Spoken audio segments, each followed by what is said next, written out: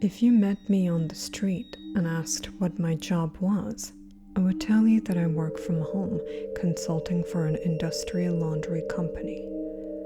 That is, after all, the cover story I have been provided with.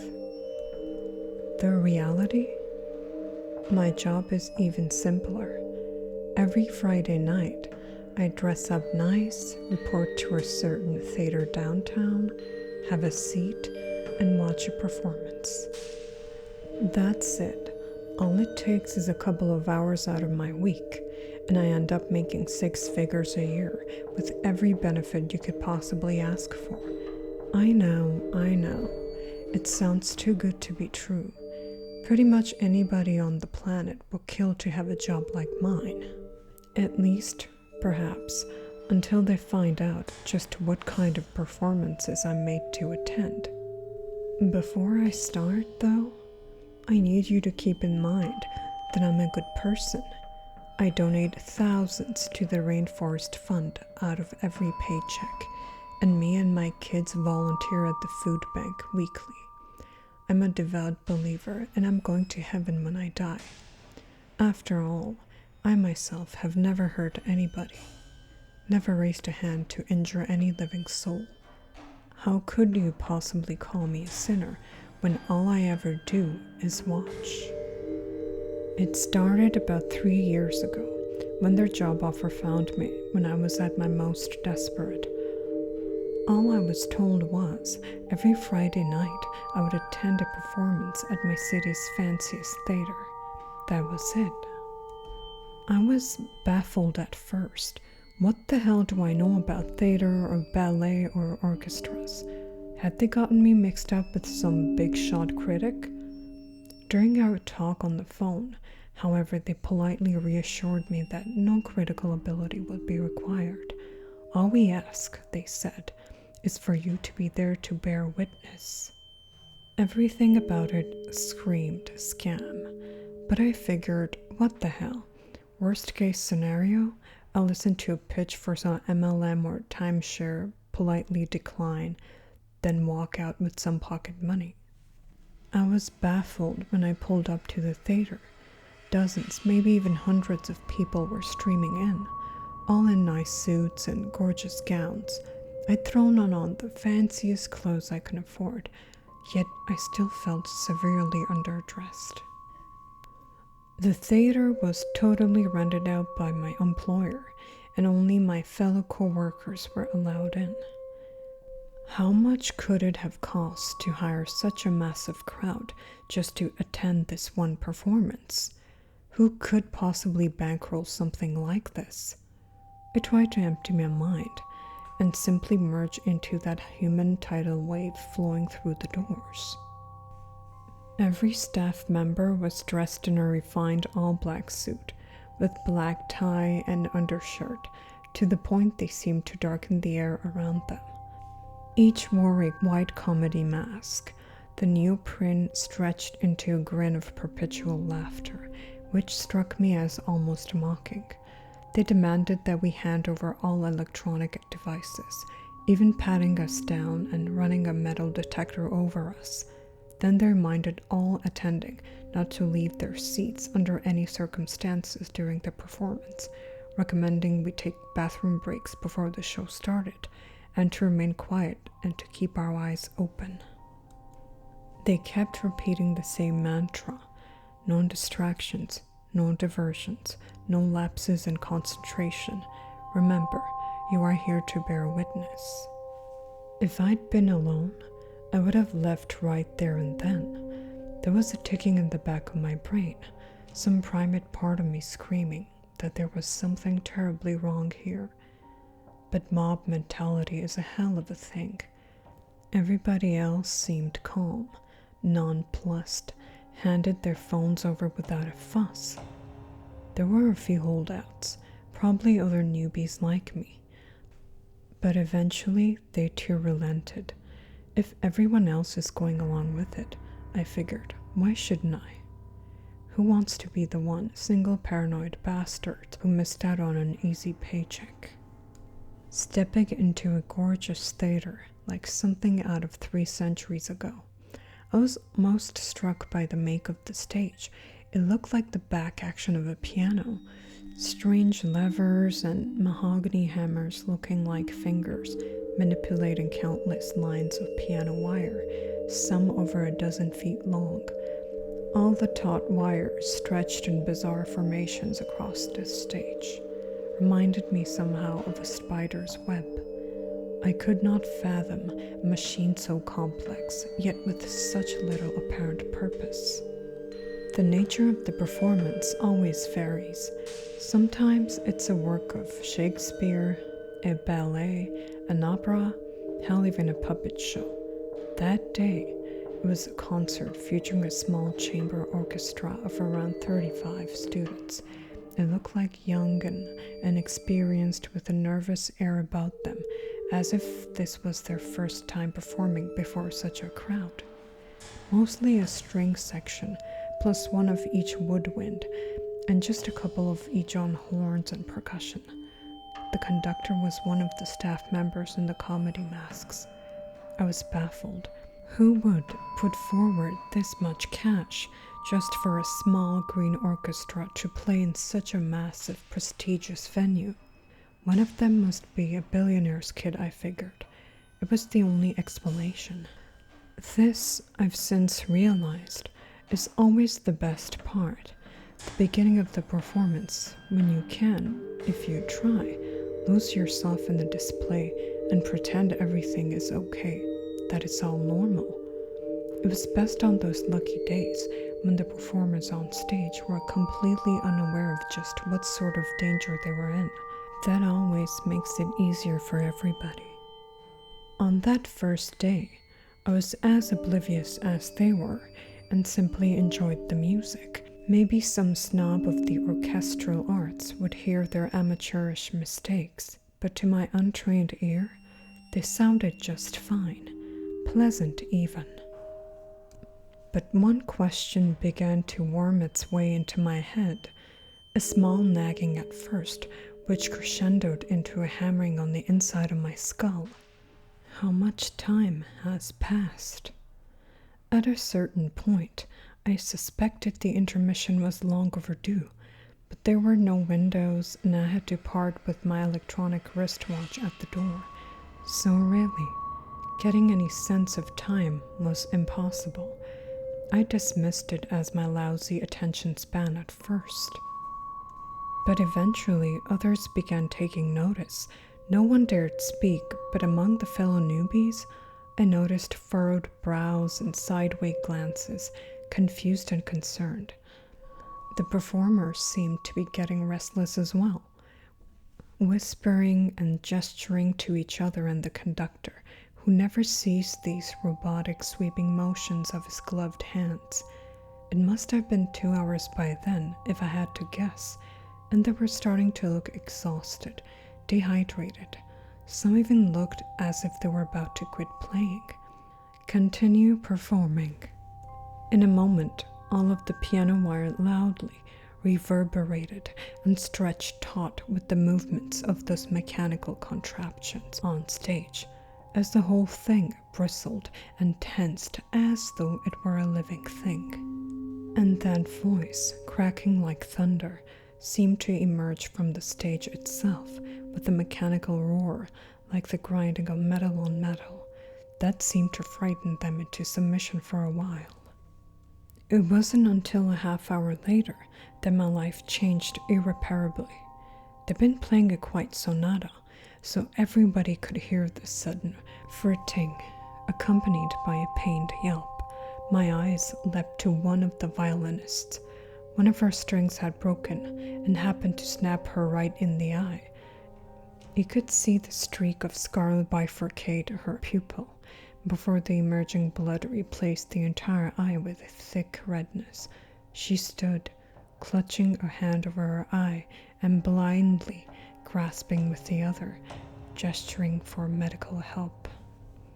And as she did so, that strange lattice of levers and hammers and pulleys all roared and clacked to life like a bear trap being sprung. The machine's efficacy was just as sudden, just as brutal. Those clockwork edifices moved like a pair of robotic arms, aiming a wire for her neck as if trying to garrote her. But they moved at such a speed that the wire seemed to pass through her, like she wasn't even there. For a moment she seemed fine, unaffected, as if nothing had happened at all. And then things began to fall off of her. Her head severed at the neck, alongside the hand she'd been holding over her eye, and the very fingertips of her other hand with which she had been grasping a little too high. All had been cut cleanly, with surgical precision. Time seemed to slow as they all went clattering wetly to the floor, and the girl's body soon followed, as if it took a few moments for gravity to set in, or perhaps for her body to realize she was dead. It happened so fast, it was hard to be properly horrified. It was more like awe, maybe. Everybody stared at the chunks of meat that had once been a promising young woman with hopes and dreams.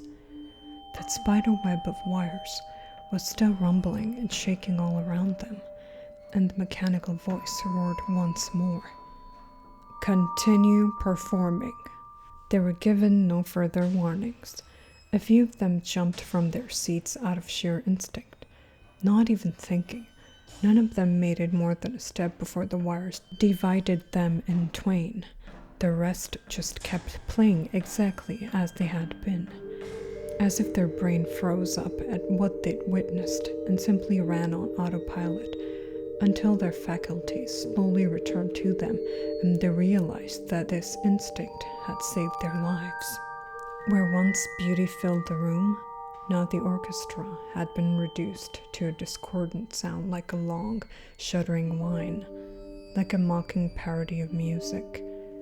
They gripped their instruments with trembling, sweaty hands, playing just well enough to avoid stoking the ire of those quivering wires stretched taut all around them. They realized gradually that they were allowed to speak. Immediately, they began wailing hard enough, almost to mercifully drown out that dismal cacophony that was once music, some begging and pleading with the staff, others screaming out threats, be they legal or physical. Nothing they said could shake the masked men and women in the slightest. They stood at order like statues, unflinching. Realizing this, they turned their attention to us, a wall of red, weepy eyes scanning the crowd for any hint of mercy, begging us to band together against the staff, calling us all sick bastards for just sitting there and watching them die. A blonde woman on violin had the most genius and cruel strategy of all. She merely began telling us about herself. Everything she could think of poured out in between sniffles and tears. My name is Vera Hayes. That's my husband over there. She gestured to a dark-haired man on drums. He'd been the quietest of them all, seemed to be saving his strength. We have a little girl. She's 8 years old, and she loves her mama and papa. Her name is Lucy. She loves horses, and I was saving us to maybe give her writing lessons one day. I desperately wanted to cover my ears, but knew it would be against the rules. Why can't she just shut the hell up? I thought, bitterly grinding my teeth. I truly hated her more than I'd ever hated before. But why? Some dim remnant of my reason asked. She's a victim here. She's done you no wrong. But I realized I hated her because she kept reminding me she was human. Reminding me of what I was doing to her. What we all were doing to her. Sitting here in complicity. And it almost worked too. I almost resolved to save her. But then came the boom of a gunshot from far behind me. The shot had come from one of the tragedians standing amid the upper gallery. I was certain. I almost made the mistake of looking back. Instead, I kept my eyes locked forward. I merely imagined who it was that just had their brains splattered across their seat. Had they snuck a phone in and tried calling 911? Had they tried making a break for it? And maybe they just couldn't take it anymore and made the fatal decision to look away from the horror. I tried to distract myself by studying the impossible mechanism animating the blood-soaked piano wire. I couldn't figure it out. It was an impossible machine, existing and defies all basic laws of geometry, and seemed to have no means of controlling it, instead operating automatically with some malign intelligence. Perhaps it was an extension of whatever creature composed the stage itself. It was a living thing, of that much I was certain. It breathed beneath the performers, and their blood soaked into its floorboards in moments, as if consumed. After some hours, the orchestra had gone quiet, having screamed themselves hoarse. I couldn't imagine being in their shoes. Even just watching them perform was a test of endurance. Many of them were oozing blood all over their instruments, from scarlet cuts where the skin had split. The woman on the French horn was struggling hardest of all, her lungs and hands burning with exhaustion. "I can't," she eventually cried out in a hoarse little wheeze, horn slamming to the floor as her body gave out. "I'm so sorry, I can't do any." A wire passed through flesh in an instant, and suddenly she had no mouth to speak, no eyes to see, no mind to think with. All of it lay splattered upon the stage, which sated itself upon that spilled vitae. Another gunshot. I quivered in my seat, sweat beading on my forehead from the terror.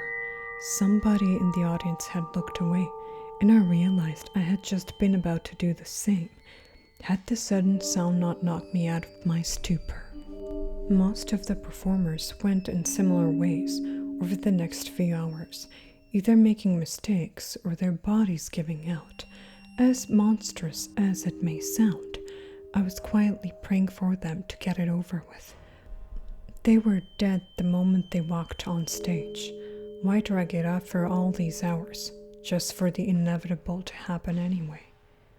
I recognize now that it's almost impossible to make that choice, to simply give in and accept death in defiance of all our natural instincts. But the auditorium now reeked from audience members voiding their bowels, and the damn woman next to me just wouldn't stop crying. Wouldn't stop at all. Vera and her husband lasted the longest of all, perhaps because they had each other. Over a dozen hours had passed, maybe even 2, and they were still playing a little duet in perfect sync, despite everything. By now, they were simply talking to each other, as if nothing was wrong, as if we weren't even watched. "Baby, when we get out of here, I'm going to take you to Martha's Vineyard. I know I've been saying that for so long, but God, I wasted so much money on that stupid fucking motorcycle," he said. "Lucy's going to love it." Vera chuckled. "I don't know, it might be boring for a little girl. Isn't it all a bunch of old people up there?" He laughed weakly. "Oh, maybe in town, but you know her. Once you get her in the water, you can't get her back out. She's a natural-born swimmer, I swear. Think we'll see her in the Olympics someday?" It was surreal to watch, like I was peeking on a private conversation a couple was having in their home. But I could tell both of them were trying to maintain some illusion of normalcy, anything to keep themselves psychologically intact as the hours pass. Even as they tried to smile and laugh, there was a quiver in their tone, and desperation, a fear of what might happen if there was a single break in the conversation. A lot of what they said was too personal to relay here. They went into older regrets, past mistakes, resolved every argument they ever had in all their years together. It was like they wanted to make sure they said everything they had to before the end came. I think I owe them, at least, their privacy. But the husband was slowly deteriorating. He'd moved too quick, caught the symbol with his hand, leaving a wide gash along his palm that was gushing blood at a terrifying rate. Now he was getting woozier and woozier, swaying dizzily, his eyes unfocusing, his speech becoming slurred, and his playing sloppy. Vera desperately trying to keep him focused. Talk to me, baby. Think of the beach. Lucy's going to love the seashells. She'll pick her favorite and put it on that little stand in her room with all her little trophies. She rambled on, but by the end, all he could manage was half-hearted grunts of affirmation. He was leaning in his seat, and then his drumstick went flying right out of his hand, sending a cloud of pink mist through the air along its path. And yet he kept going through the motions of playing, as if he didn't even notice. Then a sudden clarity formed in his eyes, and he stared at his empty hand in disbelief. Then the piano wire was tensing and strumming all around him. Then in an instant, he was up from his seat and racing towards us. He knew it was over. He just wanted to strike out at the world if he could. One last act of defiance. He even locked eyes with me, and I'll never forget the look on his face.